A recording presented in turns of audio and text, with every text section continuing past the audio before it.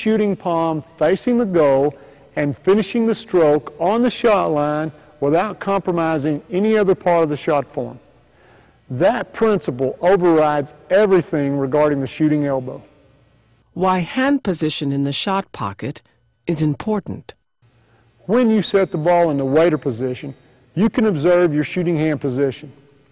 With fingers and thumbs closed, there's no lateral support and the ball will fall off one side or the other. Spread your fingers only to the point that the ball still rests on your fingers and finger pads, including your thumb and thumb pad.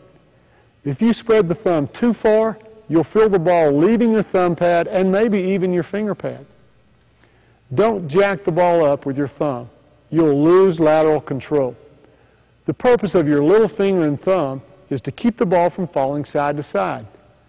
Also notice that moving your thumb under the ball forces your elbow out, and as you've seen in the previous section, that's not a good thing. Now, at the very end of the shooting stroke, just before the wrist breaks, the guide hand quits guiding and lets the shooting hand finish the final stroke on the ball. This final stroke is a function mainly of the first three fingers, with the most control coming from the first two fingers. As I just said, the thumb and little finger simply supply some lateral support. The wrist break and controlling stroke of the first three fingers provides direction and backspin on the ball. The non-shooting hand provides no power and no direction during the final stroke. Let me say it again for emphasis. The offhand, the guide hand, the pickup hand, the weak hand, the non-shooting hand plays only a pickup and guide and stabilize role in the shooting process. By no means does it push or spin the ball in any way. The purest and most trustworthy shots can often be judged by what the offhand does, which is nothing. It finishes its job near the release point with its thumb and fingers pointing to the sky. Now, what does that have to do with hand position on the ball when it's in your shot pocket? Well, I want your hands to start on the ball as close to the position that they'll be in when they finish the shot.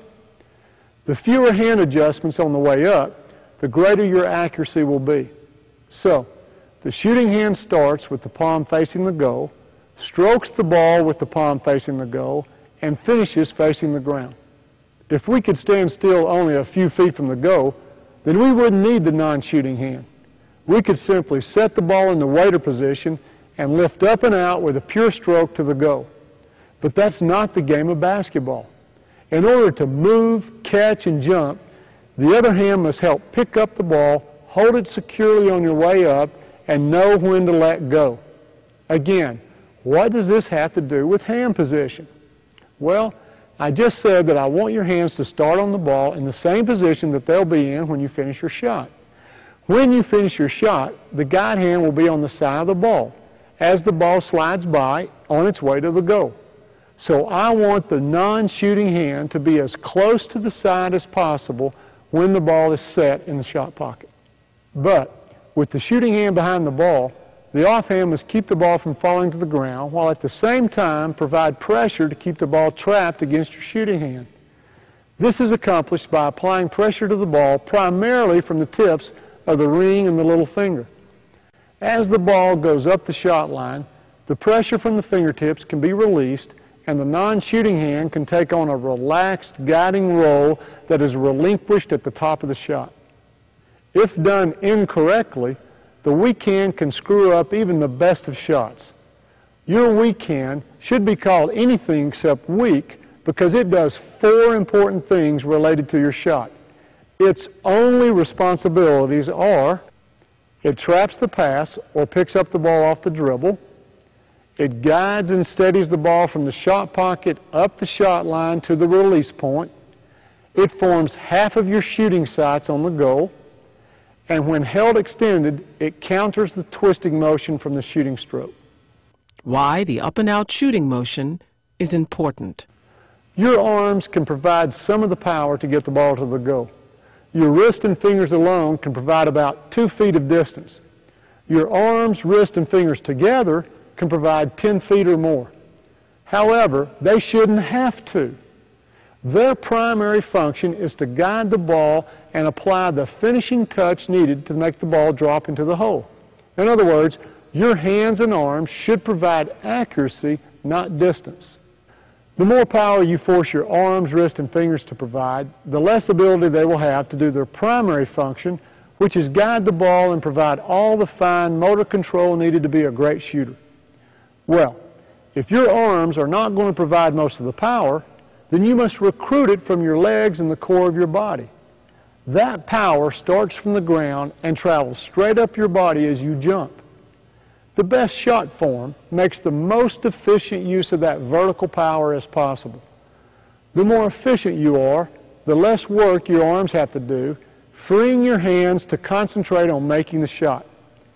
That's why the goal of your shooting motion is a one-piece, coordinated, smooth effort in an up-and-out direction. The ball, as it travels in an upward direction from your shot pocket to above your head, rides the power generated by your body from the ground up. Your shooting hand provides the outward motion toward the goal as it finishes the stroke on the ball at the top of the shot. Now you know why any negative motion with the ball during your shot is such a bad thing. You lose all the upward momentum generated by your legs and body. The most accurate shooters are the most efficient shooters.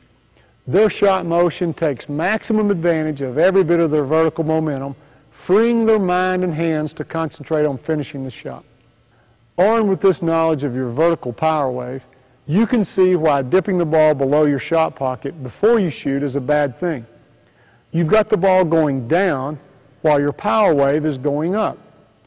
If you move the ball up while you're coiling to jump, or if you move the ball up before you begin to uncoil, you'll find the ball ahead of the power wave, and like a surfer on the ocean, you will have missed the wave and your shot will fall short.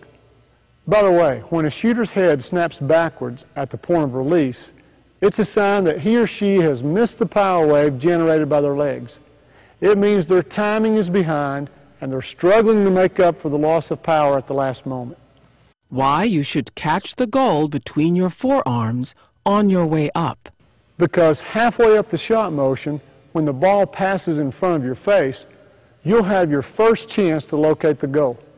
As I said earlier, you don't want to block your eyes with one of your shooting arms.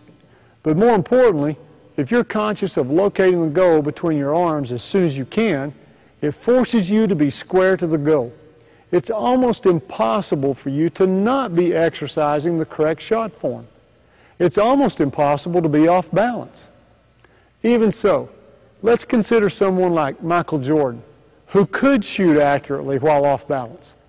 He could go up with his back to the goal, turn in midair, fall away a little, but still he always managed to catch the rim between his arms during his shooting stroke. He might shoot on the way up, at the top of his shot, or on his way down, but regardless, he always managed to catch the goal in his sights right between his forearms. Why train beginners to time the release of the ball with their feet coming off the ground? When I tell beginners or players with a shooting distance problem to break their wrist when their feet leave the floor, I'm actually training their timing and coordination. When everything works together, you'll be developing your athletic strength, the coordination of several groups of muscles. You'll know you're getting there when you can shoot beyond the arc effortlessly while still controlling the flight of the ball. If your head moves backwards when you pull the trigger, then you haven't recruited and coordinated the vertical power of your legs into your shot. Many shooters never go beyond timing the release of their shot with their feet coming off the ground, and that's okay. Perhaps their vertical jump is only average, or perhaps the quickness of their shot is what allows them to score versus getting up a few more inches. But if your vertical jump develops above the average player, you may find the timing of your shot changing as your jumping ability increases. Your point of release may be after your feet leave the ground. This is fine. It's a natural progression if your jumping ability is growing. I've seen it happen time and again as young players mature. But for these players, their timing changes and develops as their jumping ability develops. Their ball still rides the vertical wave up the shot line. But now they're generating more power than is needed to get the ball to the goal.